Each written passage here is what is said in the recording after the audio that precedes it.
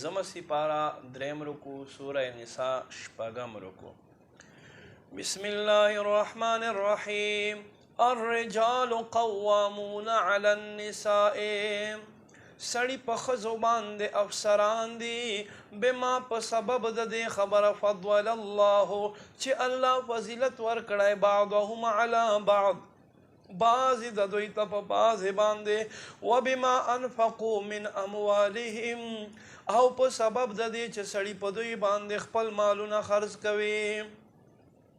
فالصالحات پس نیک بخت بیبیانې قانتات ادب والے حافظات للغیب خاوند پن موجودگی کی حفاظت کون کے بما پاغس سرا حافظ اللہ چھ اللہ دا دے حفاظت حکم کڑائے.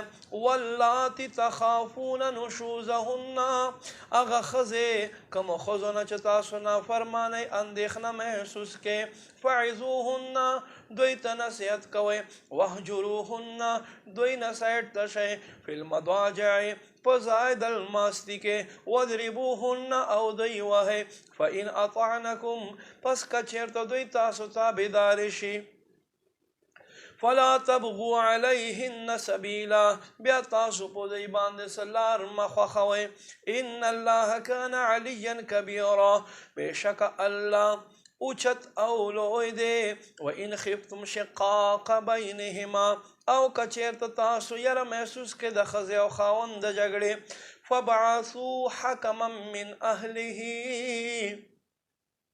پس یو فیصله کوونکی راپورته کوي د سړیو له طرف نه وحکما من اهلها یو فیصله کوونکی د خزې والو له طرف نه ان یرید اصلاحا کچیر ته دوی دواړو د صلح اراده وي یوفق الله بینهما الله به دوی دواړو په منځ کې موافقت راولي.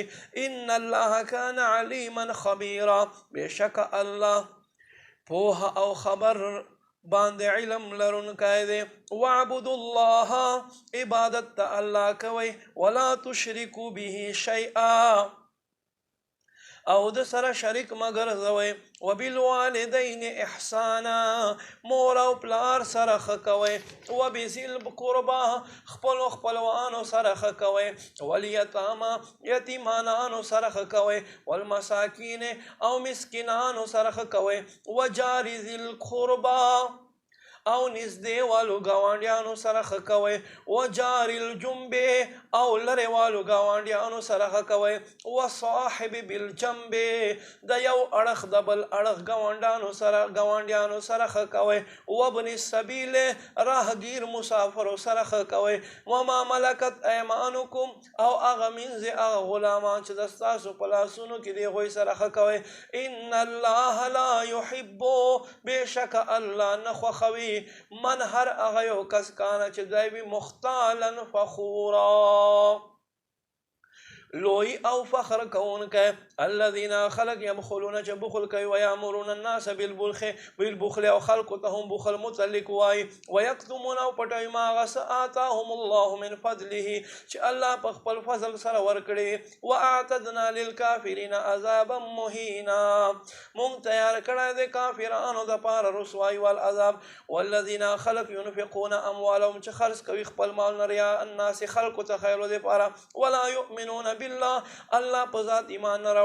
ولا بالیوم الاخر نه په ورځ د قیامت باندې ایمان راوړي.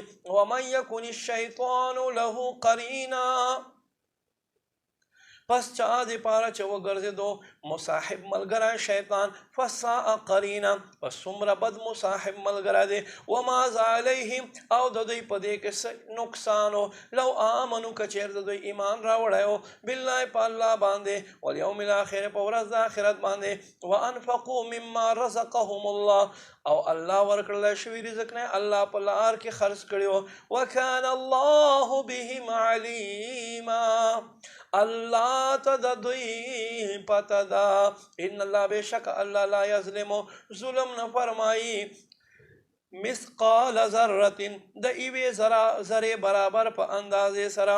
و ان تک حسنه یضاعفها کچرته څوک نیکي وکړي الله به ورته دو چند کړي ویؤتي من لدنه اجرا عظیما خپل له جانبه به لوی ثواب ورعطا کړي فکیف پس څنګه اذا هر کله جئنا چې موږ راتګ وکړو من کل امة بشهید دا هر یو امت سره په ګواه ګرځولو سره وجئنا بک علی هؤلاء شهیدا او اے محبوب ته مونږ وګرځو په ټولو خلکو باندې ګواه یومئذ په دې ورځې باندې یود الذین خوښوي به خلک کفرو چې کافران دي وسعوا الرسول او نافرماني د رسول کړي وي لو تسوا بهم الارض ای کاش چې د ځمکه په دوی باندې برابر شي ولا یکتمون الله حدیثا دوی به الله نه خبر پټ نه کړي